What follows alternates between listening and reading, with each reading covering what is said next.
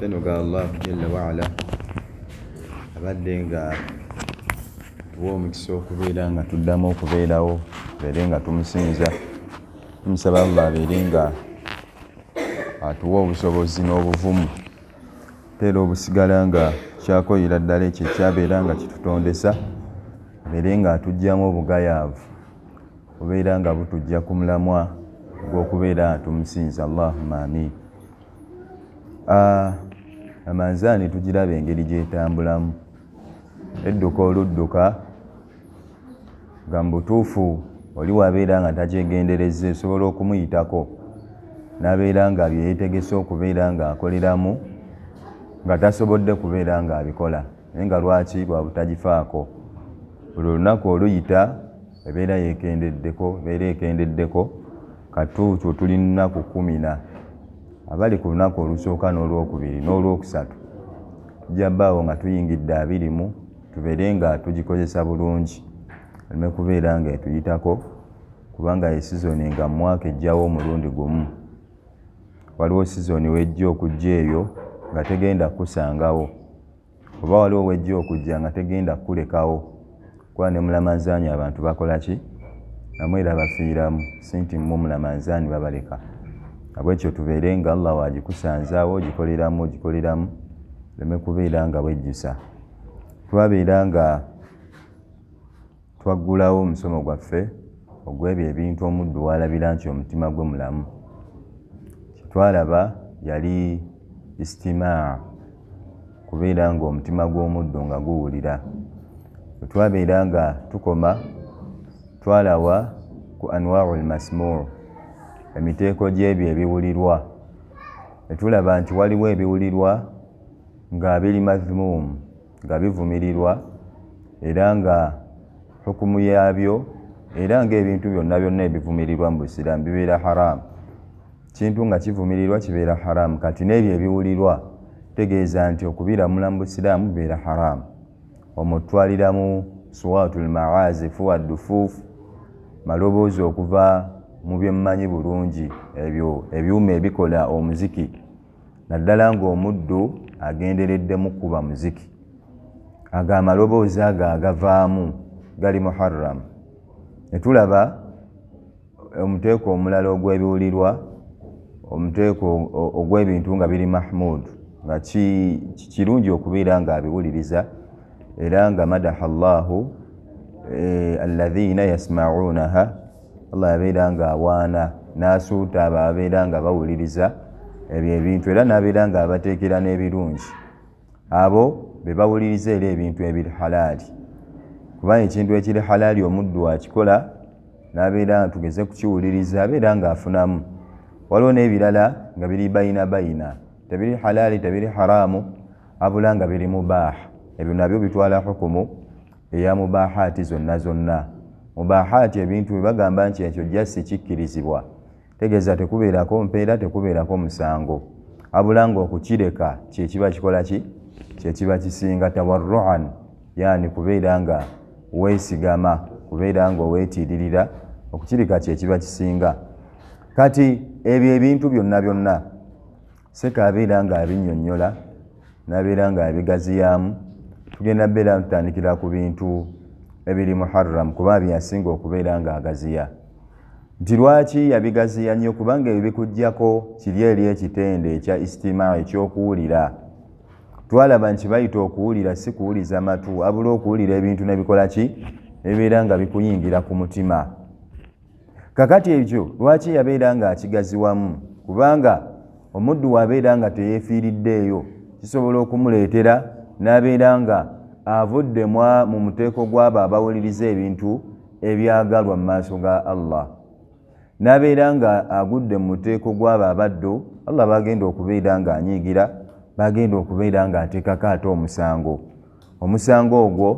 aguteekebweko nga tamanyi na kumanya naye kuwuliriza bintu ebigenda okubeera nga tebimugasa kuwuliriza ebintu ebiri haraamu. Ng'ekisookera ddala abaddu kye bawuliriza nga kiri haraamu tukimanyi bulungi gwe muki omuziki. Ekyo kyo waliwo abantu nga bajjayo n'obujulizi obw'enjawulo obulaga nti omuziki guli halaali nga beesembesa nno na hadithi za mbaka naye nga tebazitegeera mu butuufu bwa kuzitegeera. Emu ku zo mbaka kigambo kye yagamba Abi Musa al-Ash'ari nti laqad utiita mizmaara min mazamiri ali Daawuda, Allah yabeera nga akuwa ekivuga nga mu bivuga bya ali Daawuda, naye ng'ombaka ategeezaamu sautil jamil. Allah yakuwa eddoboozi eddungi ng'eddoboozi lyabeera ng'awa ali Daawuda, kuba kigambibwa nti Daawuda, nabbi Daawuda alayhi salaam, tukimanyi Allah yamuwa kitabo ki Daawuda, Zabuuru, si we kiri? Naye Daawuda yali asoma Zabuuru. Kigambibwa nti nga mu kusoma Zabuuru ng'obunyonyi bonna bonna bujjulawo ku ggulu nga buzze kuwuliriza ddoboozi eryo eddungi eryani eriva mu musajja ono.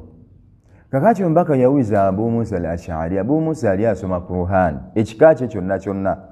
era ng'ebabeera nga bagenze mu lutalo nti ekika kiwe kiti mugenda yitira eno, ekika bwe kiti mugenda yitira eno, ng'ekika ky'aba Ash'ari kyo mbaka akitegeera ku ddoboozi lyakyo eddungi nga kyo kijja basoma Qur'an, naye ng'ombaka aliwulirira eri n'agamba nti abo ba Ash'ari nti lwaki balina amaloboozi amalungi mu Qur'an. Kakati oli wabeera nga ajjayo hadithi bwekyo eyogera ku kintu ekirungi, eyogera ku ddoboozi lya Qur'an eddungi, n'abeera nga alyesembesa okubeera nga ayimirizaawo obujulizi obukakasa ennyimba, tubeera nga tumwewuunya entegeera ye. Ntuufu ebeera ntono nnyo nnyo nnyo, ebeera nfunda nnyo, naye nga gye bali. Kyolabo mbaka ayogera ku kivuga kya Abi Musa. Abi Musa yali akuba ngoma gye tuba tugamba nti ali kivuga, yali akuba konsati nga ffe ze tulaba abayimbi ze bakuba ne tugamba nti kyali kivuga. Ombaka yali ategeeza ddoboozi ddungi. Era ombaka n'ayogera mu hadithi endala nti ma adhina Allahu ma adhina linabiyyi, nti Allah yani tasanyukira nga era nabbi watasanyukira bihusni sautin yataghanna bilqur'an, eddoboozi eddungi yataghanna kibayita ghinaze ennyimba. Nombaka era akozesa yataghanna okuyimba, yani eddoboozi eriyimba Qur'an, erisoma obulungi Qur'an. Era oyina ajjawo akagambo n'agamba nti ennyimba zikkirizibwa. Lwaki? Kyombaka akozesa ghina, yakozesa nnyimba. Ekyo tekimala, era wonna wonna ombaka yali ayogera ku ki? Yali ayogera ku Qur'an, kubanga yabeera nga atulaga nti zayyinu al-Qur'an bi aswatikum, berenga munda Qur'an neki n'amaloboozi gammwe. Kati okuwunda eddoboozi ng'osoma Qur'an, Qur'an n'enyuma, tekisobola beera nga ate Qur'an kigiteeka mu muteeko gw'omuziki. Omuziki gwo gumanyikiddwa al-halali bayyin wal-harama bayyin, kikkirizibwa kimanyikiddwa n'ekitakkirizibwa kimanyikiddwa, tosobola kubeera nga okola kiyasi bwekyo. Waliwo n'abamu abeesembesa mu kubeera nga bawuliriza amaloboozi be gakyagali muharram, nga beesembesa nti olw'okubanga ganyuma, tyani olw'okubanga oli watandika okuwulira omuziki gunyuma, ate Allah ng'ebyo ebinyuma ye yabitonda, kakati ye n'abeera nga yeesembesa ekyo tikakyawo tulina okuwuliriza Qur'an, kubanga tulina okuwuliriza omuziki. Lwaki gunyuma? Yani yastalidhu biistimaihi, awulira obuwoomerevu muli eri nga awuliriza omuziki. Nti nga gwe wowulira obuwoomu ng'owuliriza Qur'an, naye wawuliriza obuwoomu, byonna byonna Allah ye yabitonda. Kakati ne twewuunya obwenzi engeri gye kiri nti bunyuma, tugende twende bwenzi nga etwagala. Omuddu asobola okwogera ekigambo ng'amaze okitegeera nti ebintu ebiri haramu bye bisinga okunyuma. Kintu kyo ekiri haramu nga tekinyuma. Omwenge ogwo temuguwanga ku budde, ne wonaaguwa obudde oyinza obutaguvaako. Okitegeera? Gweoyinza olaba nti gukaawa, naye ng'oli ebikaawa yawulira nga byebikola ki? Bimukolera. Tetubalaba oli n'agugaanirako nga gumuwoomera ye, si ekiri? Kale nawe ekyo ekintu okubeera nga kiwooma obanga gwe kikunyumira, tekisobola beera nga obwo obujulizi obumala okubeera nga kibeera halaali, obanga kibeerawo kiyimiirewo kinywerewo tugambe nti ekyo ekintu kikkirizibwa. Abamu ne balaga kyolwokubanga ensolo zisobola okuwuliriza omuziki, tikakyawo naye nkyasobola okuguwuliriza,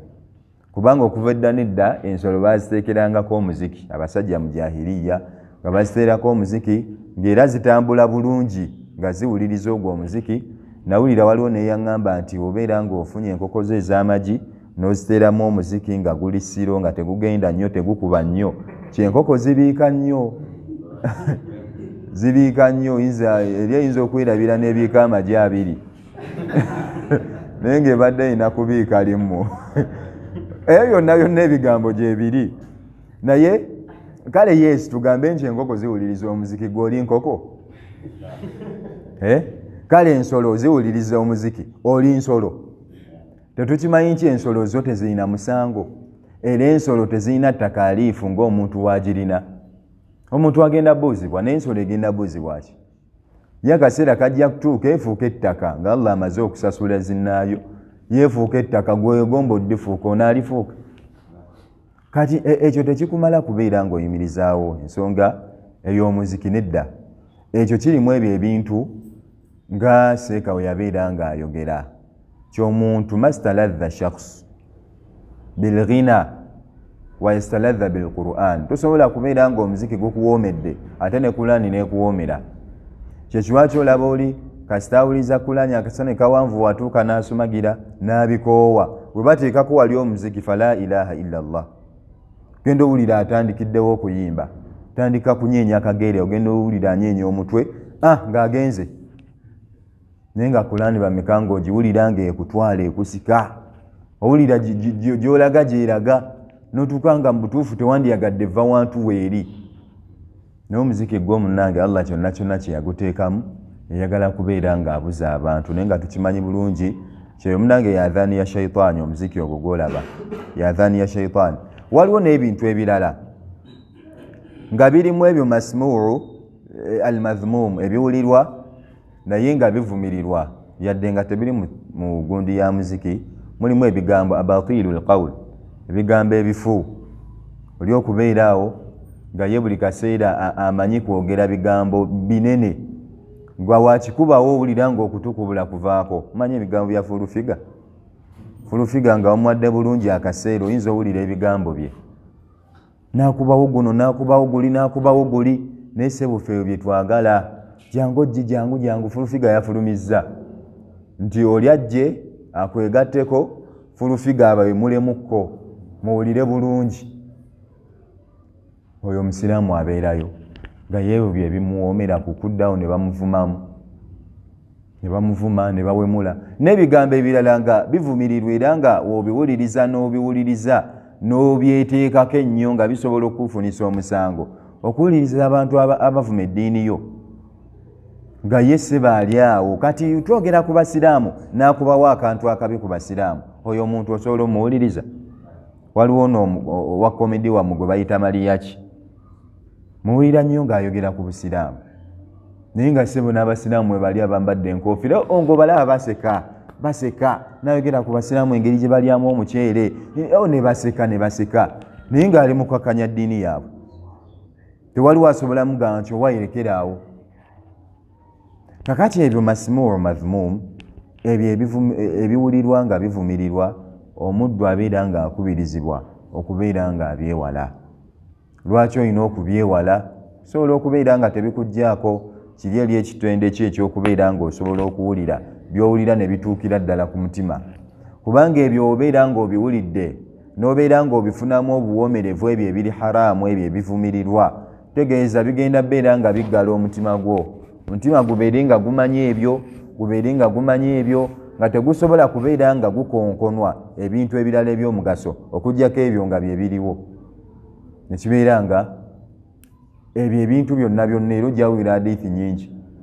infact nyingi baseeka bazoogera nga balaga omuziki omukyalo omu yabuuza nti kati nze ekibeera nga Allah ekitone yampa kyakuyimba nga kitone Allah yagaba ebitone siwe kiri yes Allah yagaba ebitone